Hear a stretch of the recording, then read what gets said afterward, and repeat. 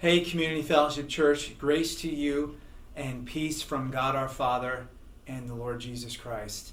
You know, this morning in my quiet time, I was reading about King Asa in 2 Chronicles 15 and 16. And if you know anything about King Asa, you know that he, for most of his tenure, was a pretty good king. In fact, we would say he was a godly king. But like many others, he didn't finish all that well.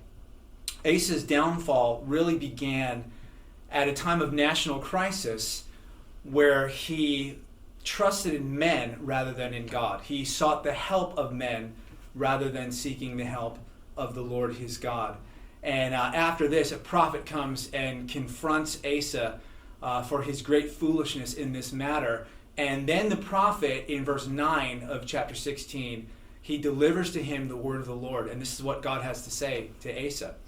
He said, "For the eyes of the Lord run to and fro throughout the whole earth to give strong support to those whose heart is blameless towards him." In other words, I think what God was saying is that he is ready to help and to support those who will trust in him in times of national crisis and even in times of personal crisis. I found those words to be comforting this morning as I was having my quiet time with the Lord. You know, Asa's failure to trust God also makes me think about another king who came much later. And in a time of unimaginable crisis, he fully trusted the Lord his God. He trusted him all the way to the cross.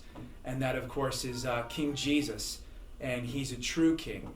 And he's our king. And he's our example of what it means to trust God in the midst of uncertainty and in the midst of hardship. And he's also the only one who can supply us with the peace and wisdom and grace that we need to trust the Lord in this time of crisis. Now, I want you to know that your pastors and your elders and the staff here at CF, we're thinking about you. We are praying for you. And of course, we're seeking God's help and his wisdom to lead this church through this time of uncertainty. Now, the good news is this. I think the church is able to shine perhaps even more brightly in times of adversity than even in times of prosperity. So I'm asking that you would pray with me as I'm praying that God would help us to that end, that we would shine brightly for the sake of the gospel in the days ahead. Even if in small ways we shine brightly our hope and our trust in the Lord Jesus Christ, in how we love each other and our neighbor at this time, even in what we post on social media, that we would use wisdom and show the world where our true hope and our true trust lies.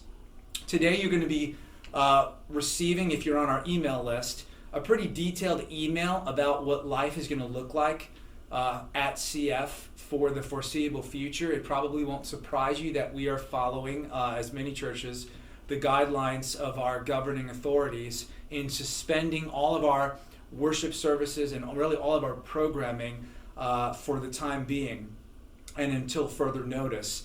However, we are going to be streaming a worship service each Sunday at 10 a.m., I think really for the first time in CF's history. And we're going to be able to provide some discipleship resources that you could use with your family or your roommates, whoever gathers with you in your home to watch the service. And we hope that you'll make good use of those discussion questions and those resources that our ministry teams are working on right now.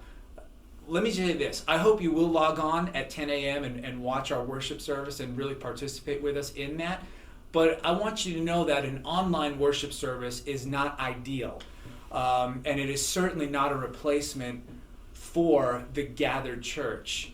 But since in God's providence, we're just not physically able to meet at this time, we thought it would be helpful and even meaningful to provide a way for us to worship together in our homes and at the same time to hear the ministry of the word. I hope that this time of being apart from each other will create in each of us a longing and an appreciation for what we have in our church family. And we will look forward to when, Lord willing, we're able to get back together and reunite in our worship together. It's going to be an awesome celebration when we're able to do that.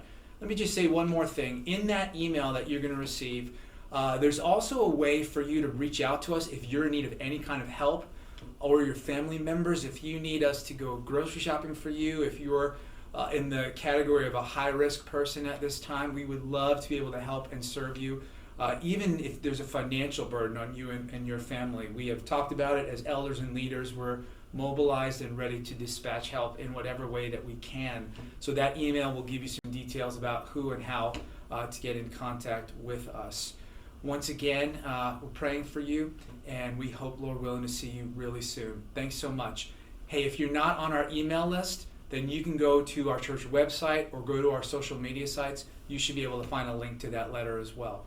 Anyway, grace and peace to you. Thanks.